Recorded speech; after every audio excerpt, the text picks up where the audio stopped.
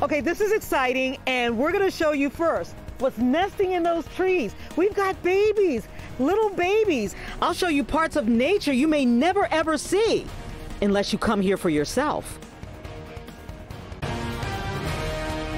Live from downtown Detroit, Local 4 News First at 4 starts now. Good afternoon, I'm Devin Skillian in for Karen Drew. So far, the month of April living up to its reputation for April showers, that's for sure. Live look at downtown Detroit and 696 in Southfield. Just a gray day. Some of us saw showers this morning and waves of rain, maybe even a little snow coming our way. Let's check in with the first forecast. Kim Adams is here.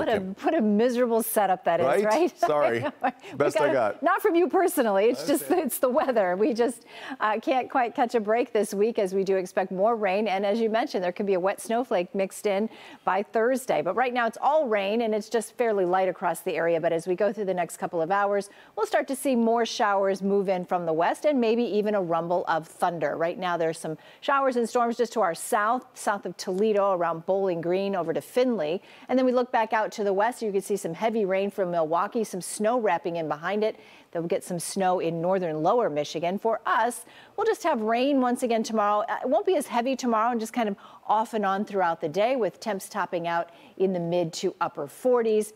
This temperature trend, though, it is going to get cold by Thursday and Friday. Highs only in the low to mid 40s, and it does look like we could see that wet snowflake on Thursday. We'll talk about what that means for opening day on Friday coming up. All right, Kim, other news today. 41 kilos of dangerous drugs have been taken off the street in the largest fentanyl seizure in the history of Michigan. Livonia Police Captain Greg Yon says the street value of the drugs, $4.5 million. Several locations were raided in this investigation, including a gas station on Livernois that was allegedly being used as a front to sell the drugs. Police ended up confiscating fentanyl, meth, cocaine, cash, and equipment that's used to turn dangerous drugs into pills. If you look at the pills that are behind me and what they look like with the different colors, these pills are being disguised with these pill presses and the different colorations. So a user thinks that they're buying maybe a Xanax bar because it looks exactly like one that's pharmaceutical grade. The owner of the gas station, Barry Willis of Clinton Township, now facing several charges, federal charges. Officers say they confiscated more evidence from his home. He's due back in court now on Thursday. A Muslim civil rights group just released a sobering look at the rise of bigotry in Michigan and says Israel's war with Hamas is having a huge impact here at home. The Council on American Islamic Relations, or CAIR, says hate incidents were up 340% in the immediate days after the Hamas attack on Israel October 7th. It also says Michigan recorded the fourth highest number of civil rights complaints behind California, Ohio, and Texas. That pushes Michigan per capita above the national average based on complaints logged by CAIR. And people working in the organization's Michigan office say they have been the target of death threats themselves. I signed up for it in a sense because I'm in the civil rights field, so I understand that my job has risks. But what's difficult is when high school children are bullied at school, when people are saying that their religious apparel or their cultural attire, like a kufiya, is a symbol of terrorism or likened to a Nazi sign. These are things that are much harder to deal with. That's Dawood Walid. Tonight at 6, Local 4's Pamela Osborne going to be taking a closer look at the types of civil rights complaints that are being reported here in Michigan. Israel is facing new questions, meanwhile, amid growing pressure from the United States after an airstrike killed 7 aid workers from World Central Kitchen working in Gaza.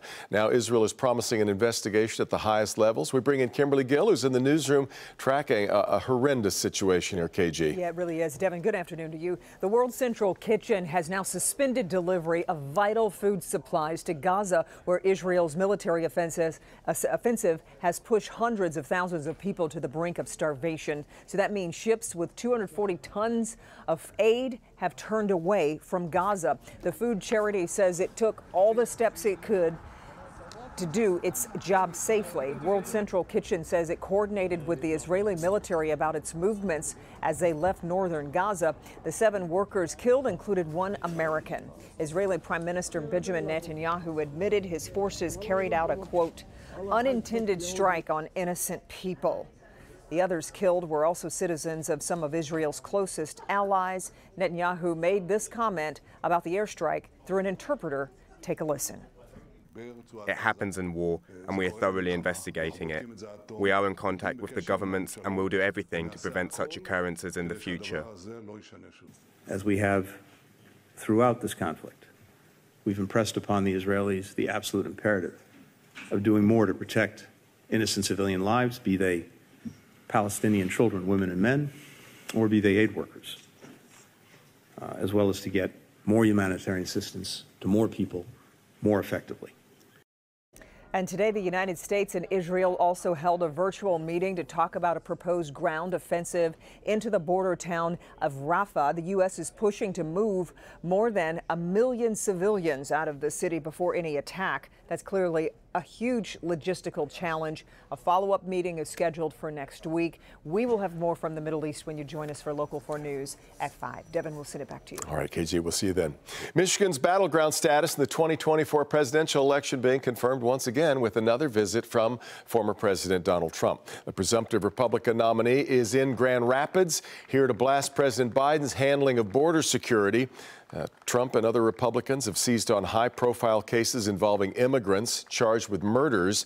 In Michigan, police say Ruby Garcia was shot during a domestic violence situation by a Mexican citizen who had previously been deported after a drunk driving arrest. Former president talked about Garcia's case and made a sweeping promise if he's elected again. We're going to deliver justice for Ruby. We're going to watch what happens with this thug. We're going to watch what happens.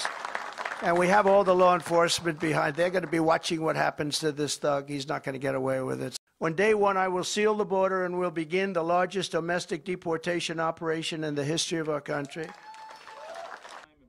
Now, while the former president often draws a link between undocumented migrants and crime, much of the existing data shows immigrants commit fewer crimes than people born in the U.S. Michigan Democrats point out the U.S. Senate had a bipartisan bill to improve border security right now, but it has been derailed.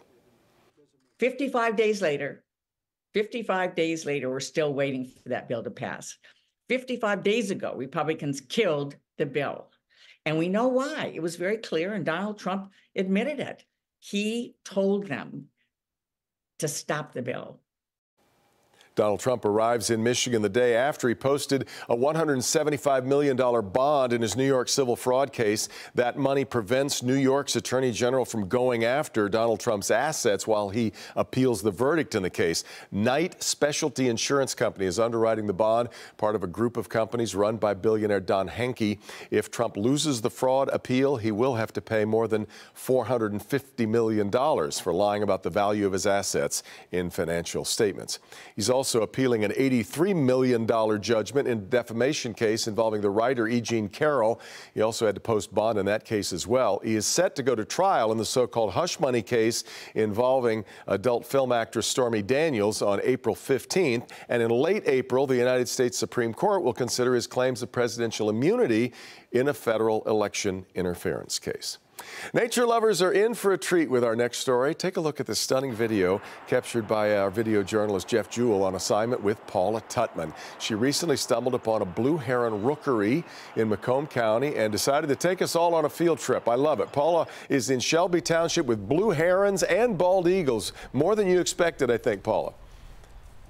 Oh my gosh. And Devin, if you remember yesterday, you might be thinking, why couldn't we have shot this story yesterday instead of today? But even with this icky weather, take a look at my office view today, this expansive view. And if you're patient and look closely enough, you'll see some iconic babies who just broke through their shells.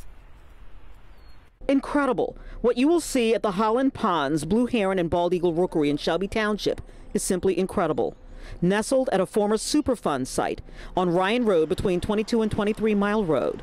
Once so polluted by a defunct landfill, no human nor animal could stand on the earth. It was highly toxic. It was deemed this by the EPA, which just means they had to shut it down. It was too toxic for life. Wow. For the last 30 years, the federal government has been cleaning it up, and naturalists have been building it up for wildlife. And today it is a thriving rookery for some of our most impressive apex predator birds of prey. And while you might think it's the nesting American bald eagle that will steal the show, There's a baby. I see the baby. Do you see it? with brand new hatchlings that popped their fuzzy heads out of the nest for the first time this week. It's a great time to kind of watch them grow over the next couple of months until they fledge in the late July, August, which is when they are able to fly and start hunting on their own. However, it is the high-flying drama and romantic antics of the great blue heron that are creating nature's true love story. Our cameras captured something only a lucky few will see: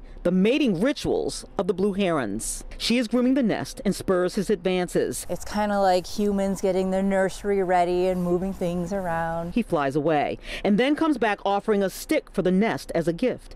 It's as good as a diamond engagement ring. They dance. She lets him mount. They lock beaks. It's just another pair bonding technique. As many as 10 great blue herons are in the rookery, finding nests, begging for mates.